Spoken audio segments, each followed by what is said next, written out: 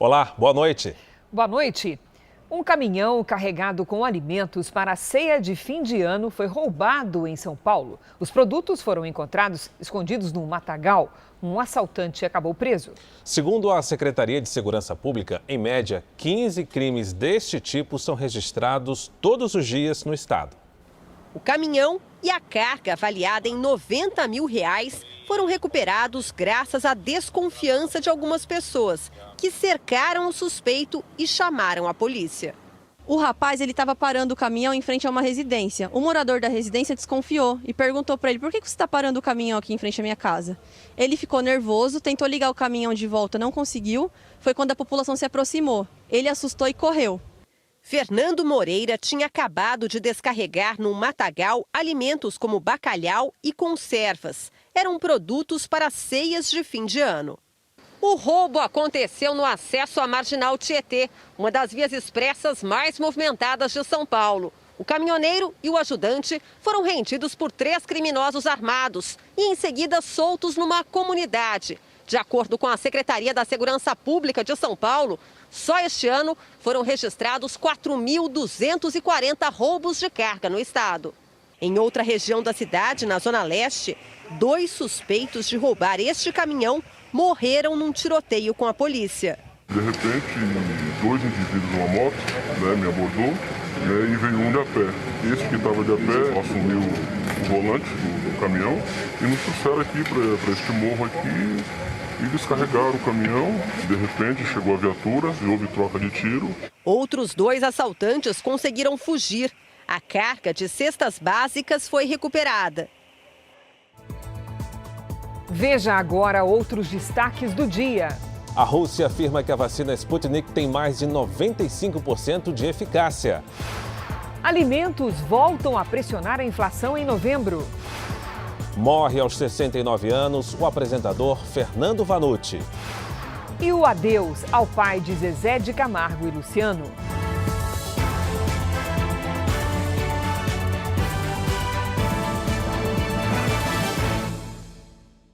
Oferecimento Bradesco, as melhores histórias e um só banco.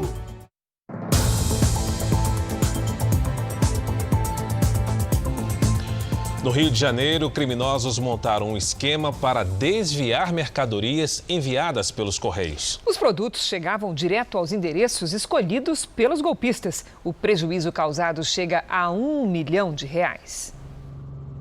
A quadrilha trabalhava em um dos 3 maiores centros de distribuição dos Correios do Brasil.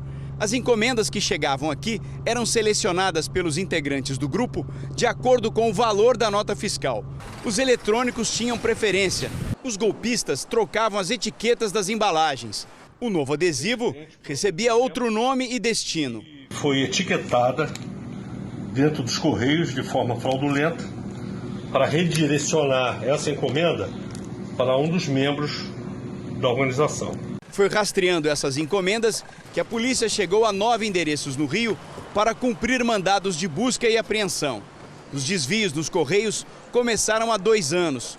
Funcionários desconfiaram das etiquetas sobrepostas. No ano passado, 2 pessoas foram presas. A partir disso, a polícia conseguiu identificar outros envolvidos no esquema. Pelo menos 12 pessoas participavam dessa fraude. 2 não são funcionárias dos Correios. O trabalho delas era vender os produtos. A Polícia Federal estima que o grupo desviou o equivalente a R$1 milhão em mercadorias. A peça-chave na investigação foi a apreensão de 2 celulares. A quadrilha criou o grupo em um aplicativo de mensagens chamado de Empresas e Negócios. E ali vendia celulares, computadores e até bicicletas de fibra de carbono avaliadas em mais de R$10 mil. O grupo se aproveitou da pandemia para roubar mais. Esse ano, o número de encomendas triplicou.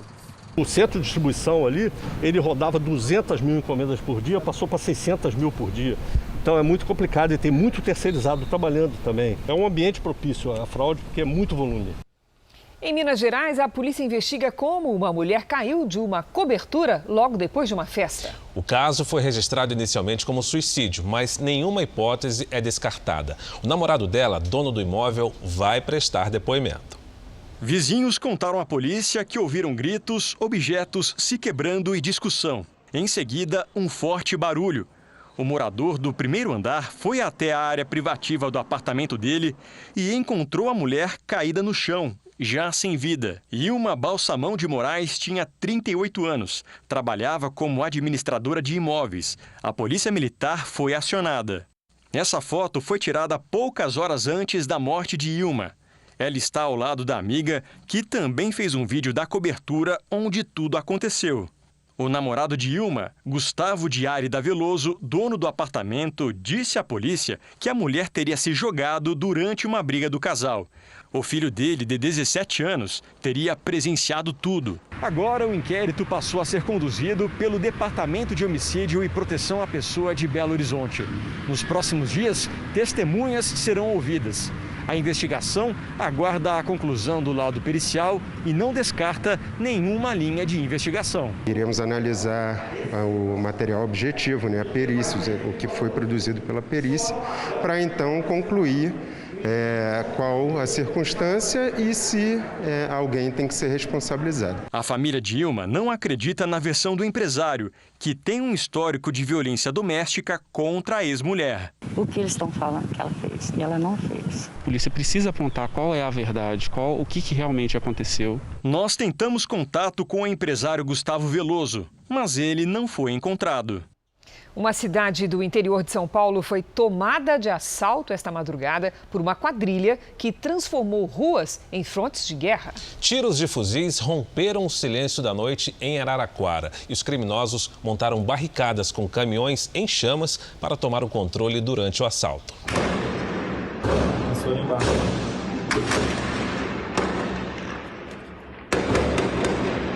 O silêncio da noite foi quebrado por longos disparos. Surpreendidos, os moradores de Araraquara registraram o tiroteio. Olha isso, velho, muito tiro. Os assaltantes usavam capacete e tinham grande poder de fogo. Armas pesadas, como um fuzil capaz de derrubar aeronaves. Assim, eles cercaram e controlaram as ruas da cidade. Enquanto isso, outro grupo de criminosos bloqueou a saída do quartel da Polícia Militar e ateou fogo a veículos. Um deles, um caminhão roubado que serviu para bloquear a circulação dos policiais. É essa situação no momento, hein? Às 2h45 da manhã, cercaram o batalhão. Para dificultar a chegada de apoio policial de outras cidades, eles incendiaram outros 3 caminhões e fecharam uma rodovia que dá acesso a Araraquara. A PM reagiu à ação. Mais de 18 quilos de dinamite foram deixados no local. Moradores que chegavam em casa foram rendidos pela quadrilha. Essas 2 pessoas estavam passando pelo local no momento da ação dos marginais. Os marginais pegaram os 2 e transformaram em reféns humanos. 20 criminosos de diferentes regiões do país participaram da ação. Até agora, ninguém foi preso. Segundo a polícia, pelo menos 5 milhões de reais foram levados das agências bancárias. A cidade demorou a se recuperar.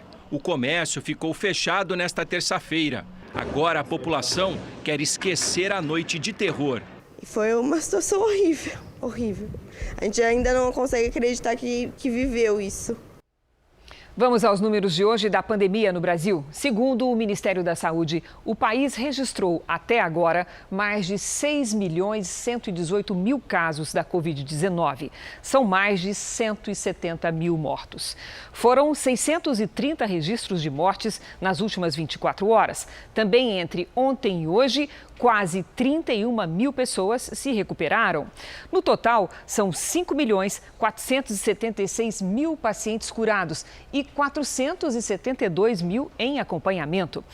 A taxa de transmissão da Covid-19 voltou a subir no Brasil. O índice, que na última semana era de 1,10, agora está em 1,30. Significa dizer que um grupo de 100 infectados pela Covid-19 transmite a doença para outras 130 pessoas. É o maior patamar desde o fim de maio e indica uma aceleração da Covid no país. Os dados são do Imperial College London. A Anvisa se reuniu com representantes da farmacêutica responsável pela vacina de Oxford e discutiu os próximos passos para o produto chegar ao Brasil. A reunião durou a tarde toda, mas, ao contrário das expectativas, a farmacêutica AstraZeneca ainda não pediu autorização de emergência à Agência Nacional de Vigilância Sanitária para começar a usar a vacina no Brasil. O produto, desenvolvido com a Universidade de Oxford, apresentou até 90% de eficácia. A Fiocruz, que será responsável pela produção no país, espera imunizar 60% dos brasileiros até o fim do ano que vem. Também nesta terça-feira, a empresa russa que desenvolve a vacina Sputnik V apresentou os resultados da terceira fase dos testes, 95% de eficácia depois da segunda dose. Pelas projeções, a dose da vacina de Oxford vai custar R$ 17, a russa R$ 27.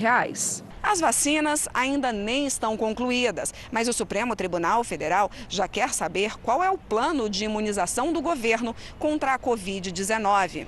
Uma ação determina que o Ministério da Saúde apresente em até 30 dias um cronograma para a vacinação. O relator do caso, o ministro Ricardo Lewandowski, já antecipou o voto a favor deste cronograma. O Congresso Nacional quer saber por que o Ministério da Saúde comprou e não utilizou quase 7 milhões de testes contra a Covid. Os exames do tipo PCR, que colhem secreção do nariz ou da garganta, estão estocados em um galpão no aeroporto de Guarulhos, prestes a perder a validade. A comissão mista que trata do combate ao coronavírus aprovou um requerimento que convida o ministro Eduardo Pazuello a dar explicações sobre os testes e também as vacinas. A data ainda não foi marcada, mas como se trata de convite, Pazuello não é obrigado a comparecer.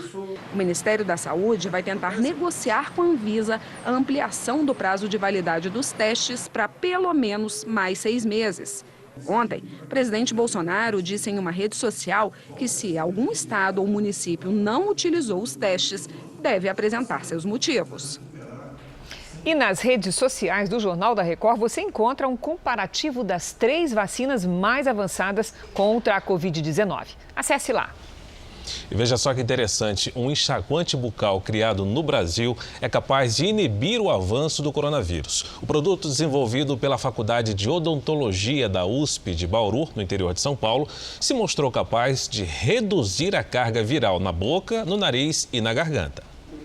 Os resultados dos testes foram apresentados hoje pelos autores do estudo. Os exames foram feitos em voluntários com a Covid-19.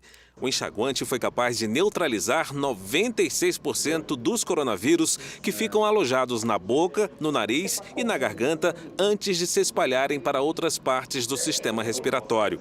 Nos testes, o vírus foi inativado com 5 enxágues diários de 1 minuto cada. Embora a pesquisa sugira que o uso do produto pode ajudar a matar o coronavírus na saliva, não há evidências de que ele possa ser usado como um tratamento para a doença, uma vez que não alcança o trato respiratório ou os pulmões. O enxaguante funciona mais como um aliado na prevenção da doença. O grupo que usou a solução ativa, nenhum precisou ir para a UTI e nenhum foi a óbito. Então, o que nós conseguimos de resultado de uma forma clínica é que o uso do produto da tecnologia Fitalox, ela reduziu gravidade dos pacientes e reduziu a progressão da doença. O governo do Rio de Janeiro anunciou hoje testagem em massa da população. A medida faz parte de um plano que pretende conter o avanço da Covid-19 no estado. As fiscalizações também serão mais rígidas contra quem descumprir as medidas sanitárias. As autoridades se reuniram em busca de soluções para evitar cenas como essas, da aglomeração que aconteceu no tradicional Samba da Pedra do Sal, na zona portuária do Rio, em plena segunda-feira.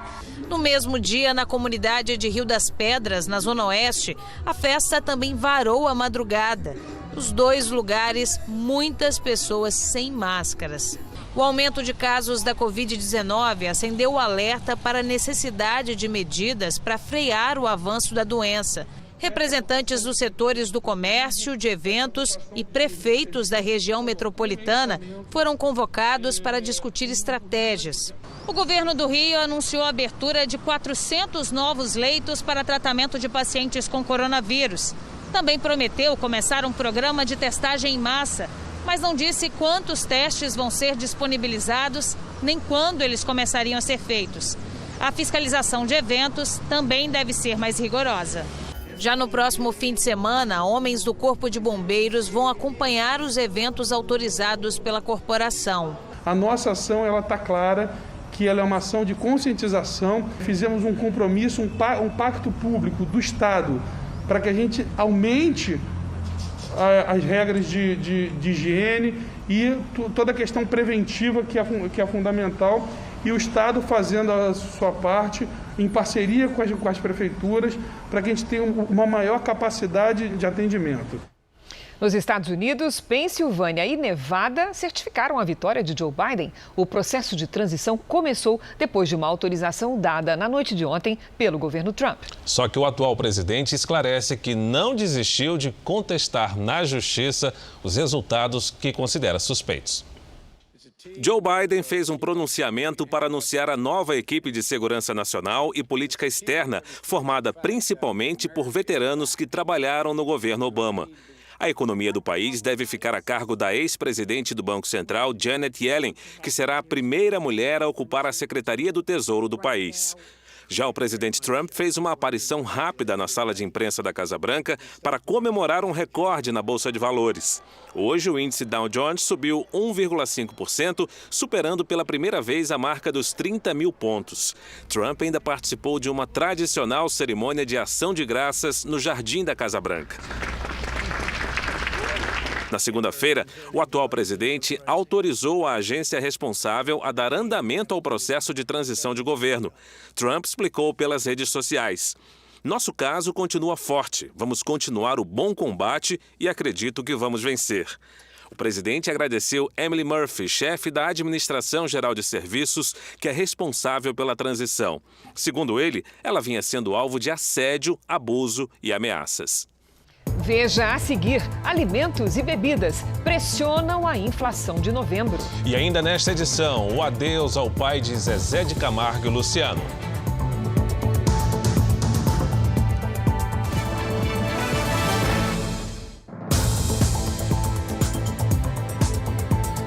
A prévia da inflação para o mês de novembro tem feito muita gente diminuir as idas ao mercado. Os alimentos são apontados como os vilões da alta de preços. É aqui, no supermercado, que as pessoas estão sentindo o impacto da inflação. Se compra hoje, passou uma semana, já é outro preço. No IPCA 15, uma prévia da inflação deste mês, a taxa ficou 0,13 ponto percentual abaixo da de outubro.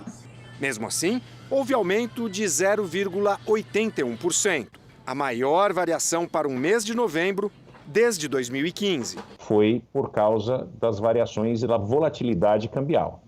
O real se depreciou em mais de 30% perante ao dólar durante 2020.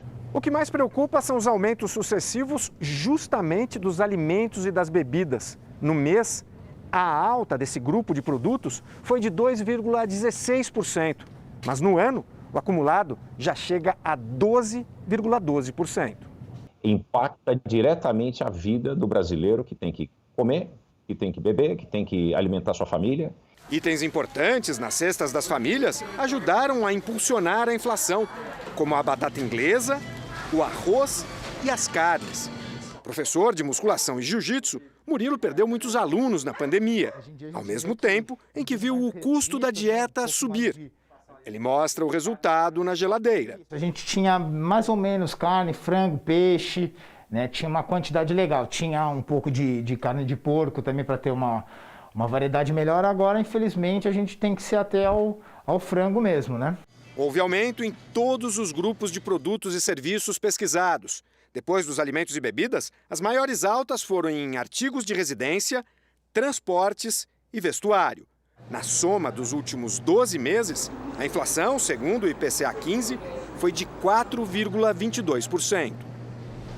O presidente Bolsonaro recebeu hoje representantes da Agência Nacional de Telecomunicações para tratar da instalação da tecnologia 5G no Brasil. De manhã, o presidente fez exames médicos. Depois de passar pelo posto médico, no meio da manhã, Bolsonaro foi até a rampa do Palácio do Planalto. Recebeu crianças e apoiadores e tirou fotos. Um médico que o acompanha informou ao Jornal da Record que os exames são de rotina e não tem relação com as cirurgias realizadas no abdômen após a facada na campanha eleitoral e nem com a cirurgia para retirar um cálculo da bexiga há 2 meses.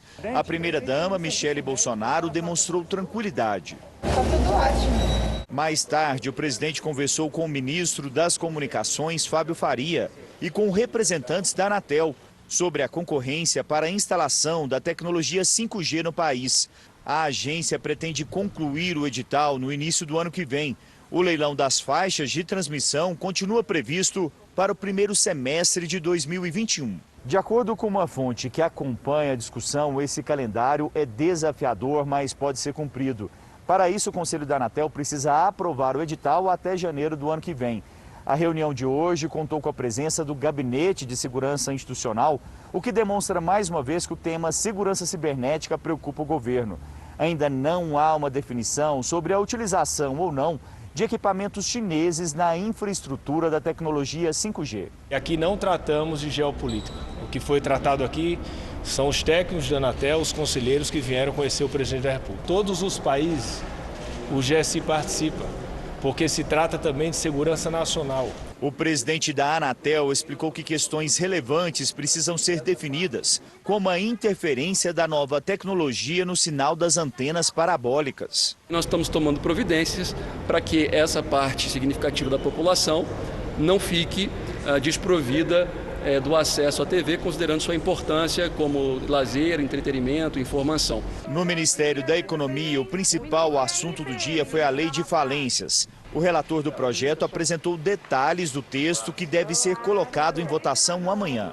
Nós vivemos um momento de pandemia, inúmeras empresas, pequenas, médias e grandes, com dificuldades a ponto de necessidade de recuperação judicial, recuperação extrajudicial e decretação de falência, e é muito importante que nós tenhamos um estatuto normativo que discipline isso de maneira moderna. E isso marca a nossa fé, a nossa certeza de que o Congresso brasileiro é reformista, continua avançando, e nós vamos ter sucesso em transformar essa recuperação cíclica, que hoje é baseada apenas em consumo, numa retomada do crescimento sustentável com base em investimentos, que é o grande desafio do ano que vem.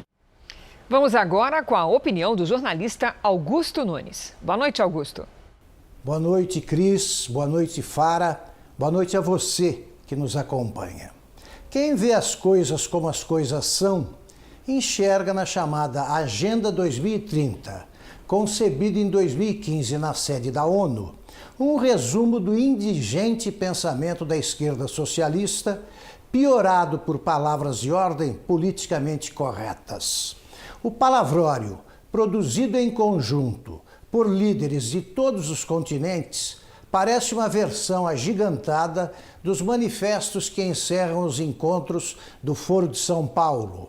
Defende, por exemplo, a igualdade de gêneros, ações contra mudanças climáticas e pela redução das desigualdades sociais, a hegemonia da agricultura sustentável e outras bandeiras desfraldadas por movimentos anticapitalistas. Nenhuma palavra sobre a preservação de valores eternos, o direito de crença, a liberdade religiosa, o direito de propriedade, nenhuma vírgula, enfim, sobre os alicerces do Estado Democrático de Direito, pois o presidente do Supremo Tribunal Federal resolveu transformar o documento numa espécie de plano de ação para uma corte cuja função precípua é a guarda da Constituição brasileira. A contínua ampliação de suas atribuições mostra que, aos olhos dos ministros, o STF pode muita coisa, mas jamais poderá agir como se fosse um partido político. Veja a seguir, depois de 21 dias, a energia é restabelecida no Amapá. E também, Justiça condena seguranças que torturaram jovem em mercado.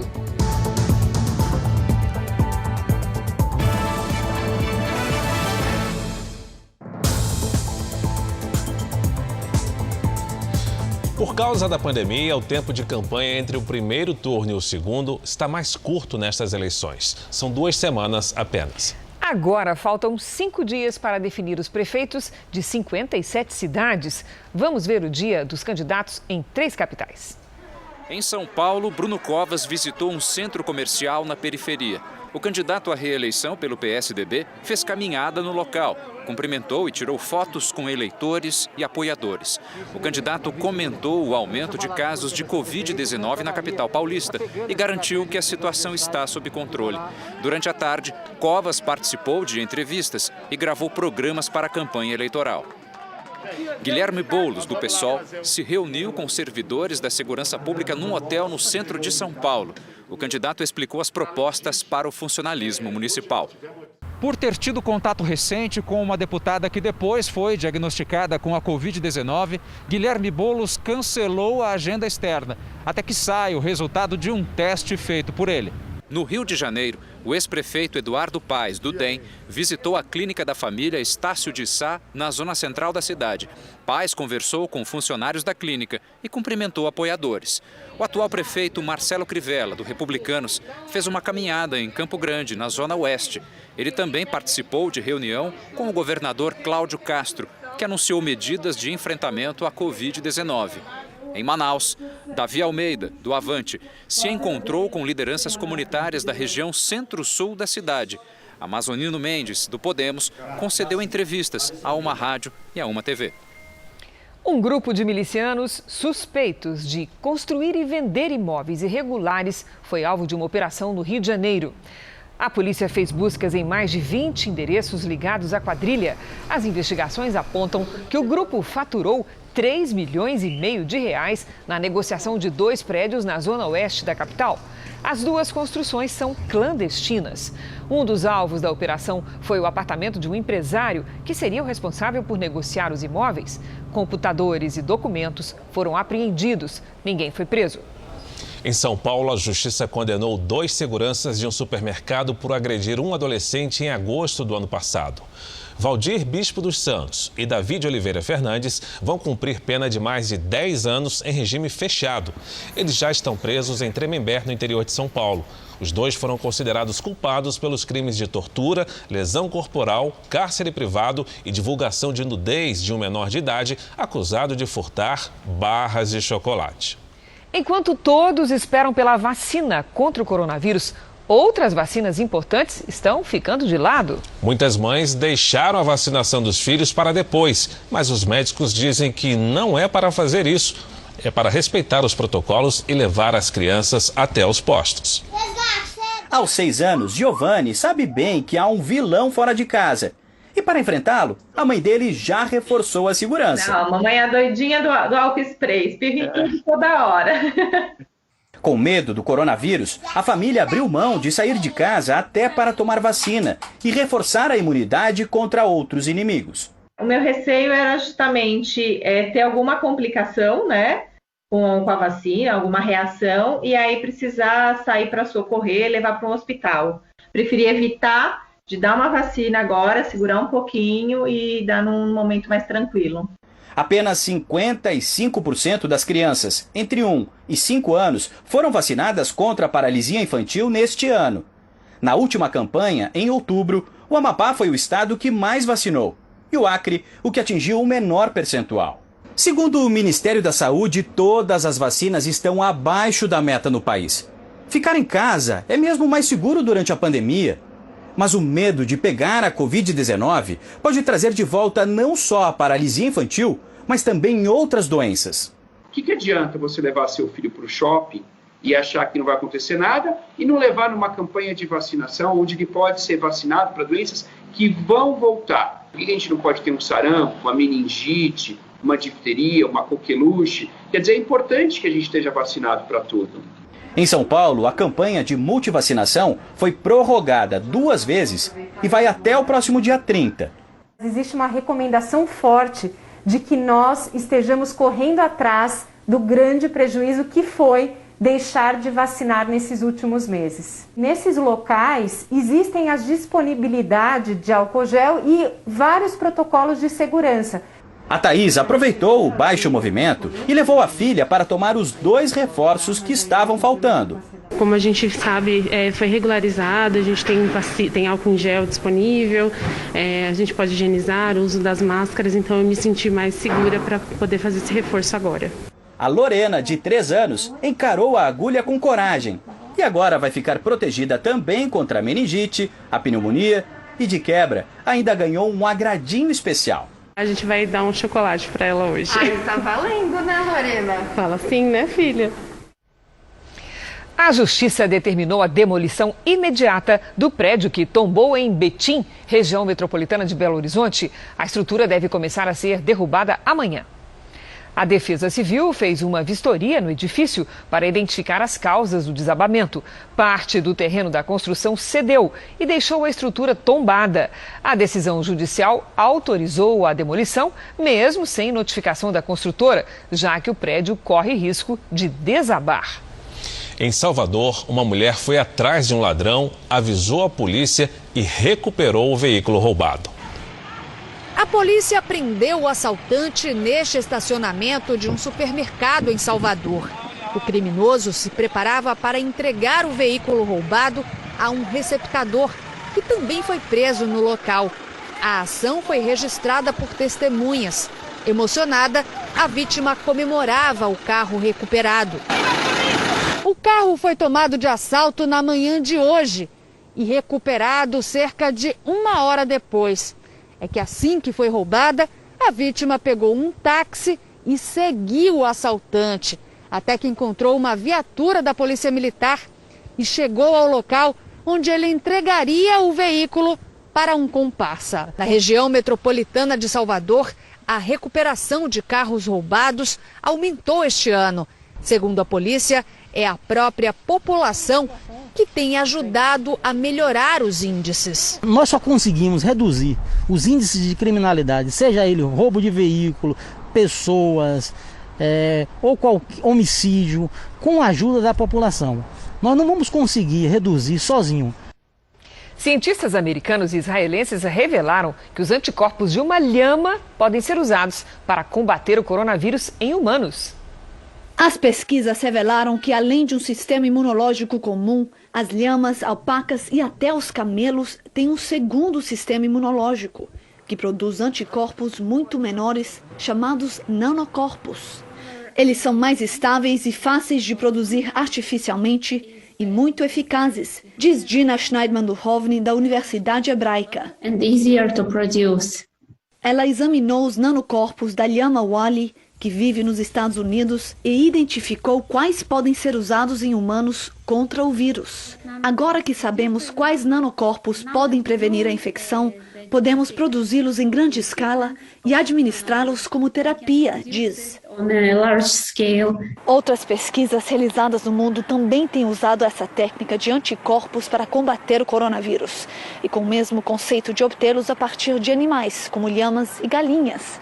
Hoje em dia já existe até coquetéis especiais à base de anticorpos de pacientes recuperados e de animais. Mas o que é único sobre os anticorpos da lhama é mesmo o tamanho. Por serem tão pequenos, podem ser administrados por meio de um inalador. Se um paciente recebe um teste positivo para a Covid-19, ele pode ser tratado imediatamente e assim matar o vírus antes de infectar o corpo.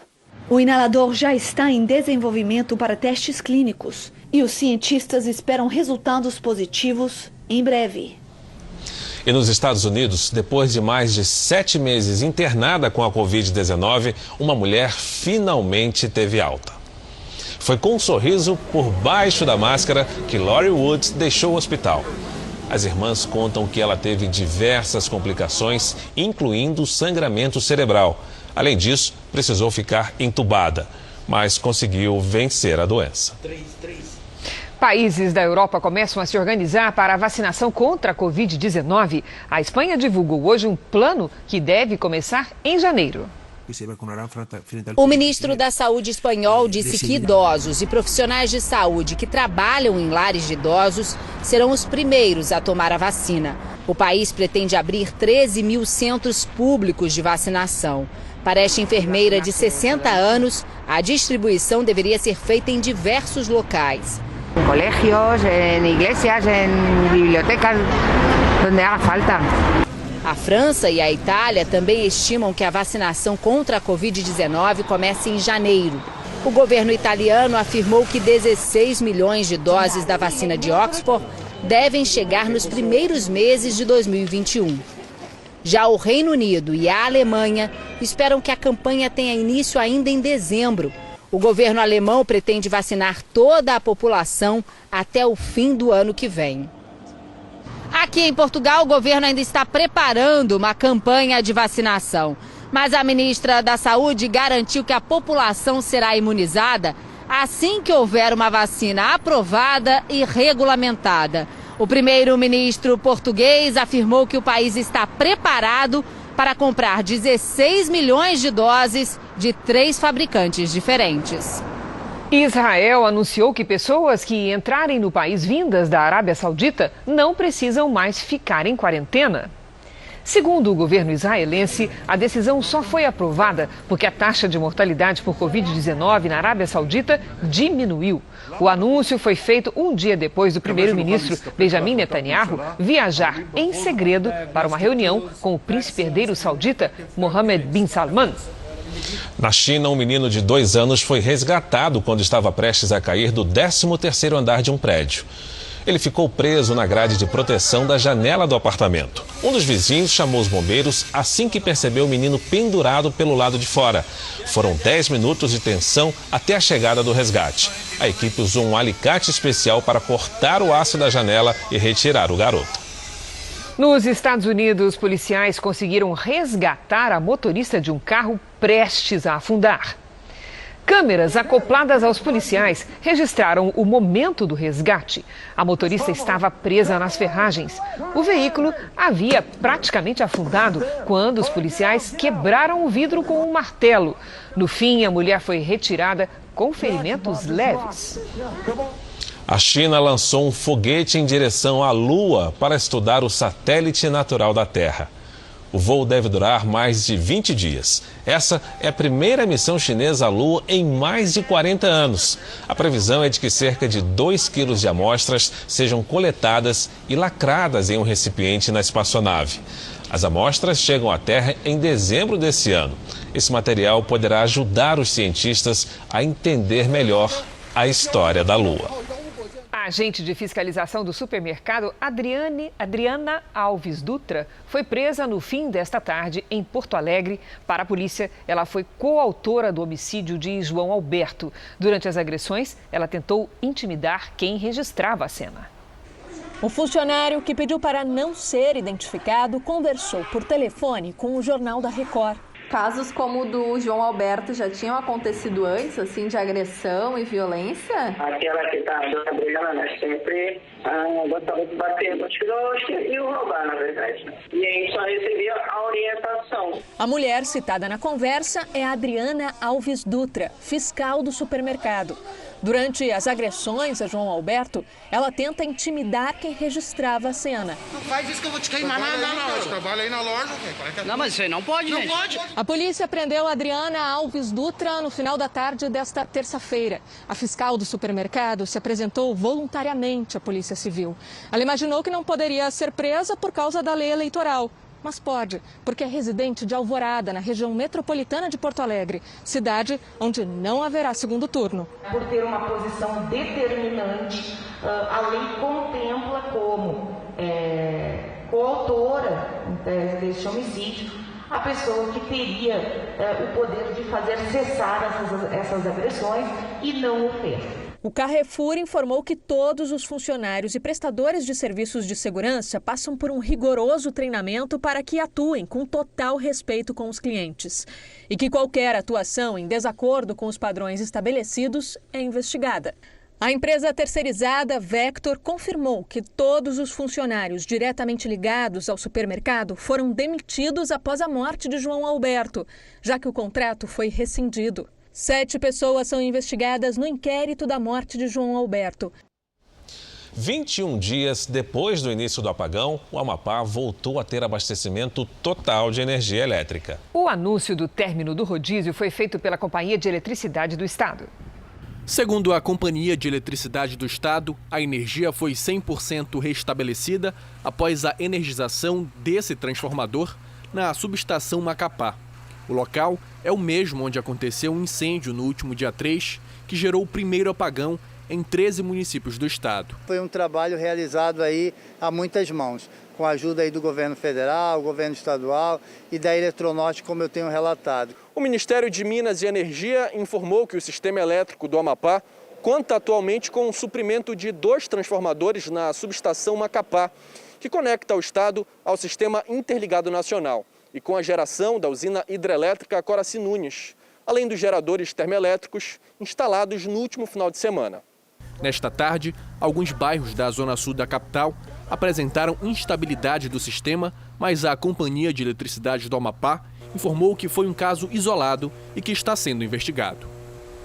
Para evitar atrasos na apuração, como aconteceu no primeiro turno, o Tribunal Superior Eleitoral faz uma bateria de testes no supercomputador responsável pela totalização dos votos.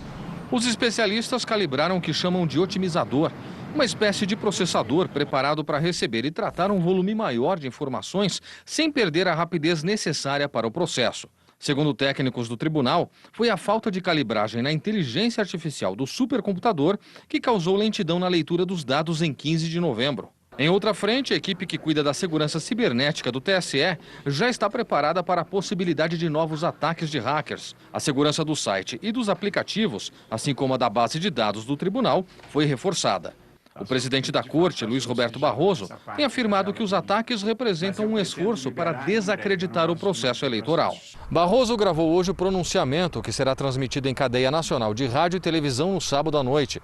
O presidente do TSE vai destacar a segurança das eleições, que não foi abalada pelos ataques e tentativas de derrubar o site do tribunal.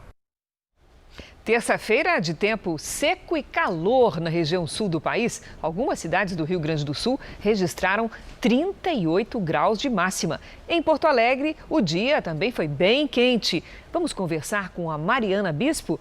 Boa noite, Mari. Esse calor vai continuar? Continua assim, Cris. Boa noite para você, Fara, e a todo mundo que acompanha a gente aqui no JR. Hoje, a máxima passou dos 35 graus na capital gaúcha. É a maior temperatura registrada em um mês de novembro desde 2017. E é claro que muita gente encontrou um jeito de se refrescar por lá. A tendência é de mais calor no Centro-Sul amanhã. Em Porto Alegre e em Cuiabá, máxima de 37 graus. Tempo firme também em Mato Grosso e em grande parte do Nordeste. Em toda essa área vermelha do mapa, risco para novos focos de queimada, justamente por conta desse calorão. Atenção para temporais com queda de granizo na fronteira com o Uruguai, justamente por conta de uma frente fria que está se aproximando aqui do país e chega amanhã à noite. Em Manaus, chove forte amanhã e faz 29 graus. No Recife, 32 graus, pancadas à tarde. No Rio de Janeiro e em São Paulo, calor e tempo firme. Máximas de 32 e 30 graus. Cris. Obrigada, Mari. Até amanhã. Veja a seguir. Menino faz campanha e consegue quase 80 doadores de sangue. E também morre em São Paulo aos 69 anos o apresentador Fernando Vanucci.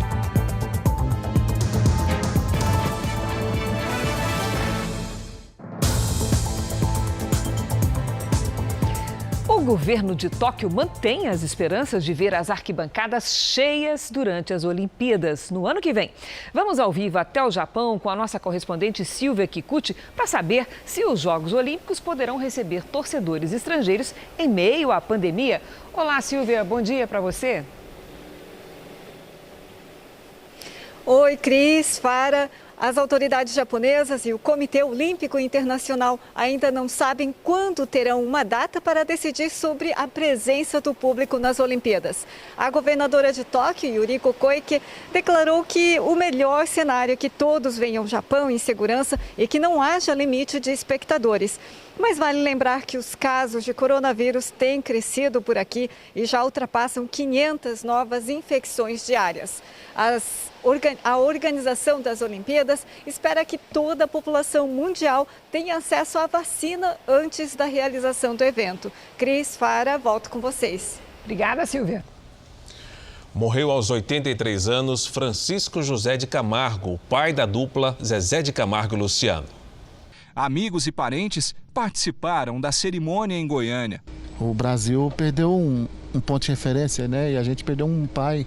Luciano, que está com a Covid-19, não pôde acompanhar o velório.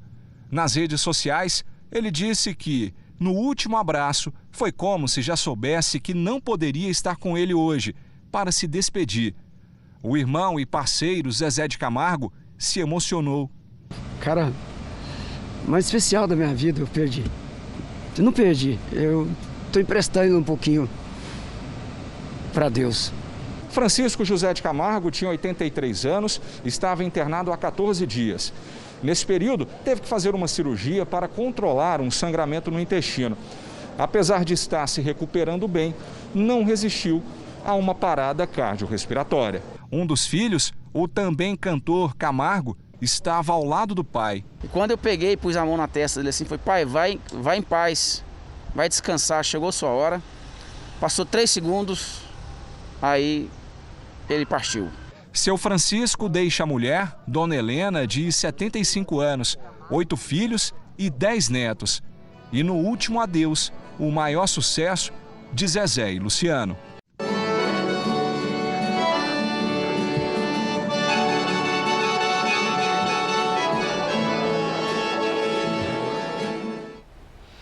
E também morreu de infarto aos 69 anos o apresentador Fernando Vanucci, um dos grandes nomes do jornalismo esportivo brasileiro. Fernando Vanucci passou mal em casa, em Barueri, na Grande São Paulo, e chegou a ser socorrido, mas não resistiu. Estava com a saúde comprometida desde que sofreu um infarto no ano passado. Ele deixa 4 filhos. Jornalista, Vanucci atuou como locutor e apresentador esportivo desde a década de 70 em Minas Gerais. No Rio e em São Paulo, trabalhou em 5 emissoras, entre elas a Record TV. Fernando Vanucci tinha experiência em narrar e apresentar grandes eventos esportivos e usava o bordão "Alô você", pelo qual sempre foi lembrado. Alô você! Mineiro de Uberaba, Vanucci teve longa trajetória no eixo Rio-São Paulo. O velório e o sepultamento do apresentador esportivo devem ocorrer na capital fluminense. Um homem que deixou um legado no jornalismo, mais propriamente dito no jornalismo esportivo, e que tem o amor e o apreço de todos nós, né? Ele tinha uma elegância absurda. Mineiro de Uberaba, como eu sou mineiro de Muzambinho, ele marcou época. Quero dizer que o nome dele ficará para sempre gravado, não só no esporte, mas também na história da televisão brasileira. Alô você, grande Vanucci, saudade.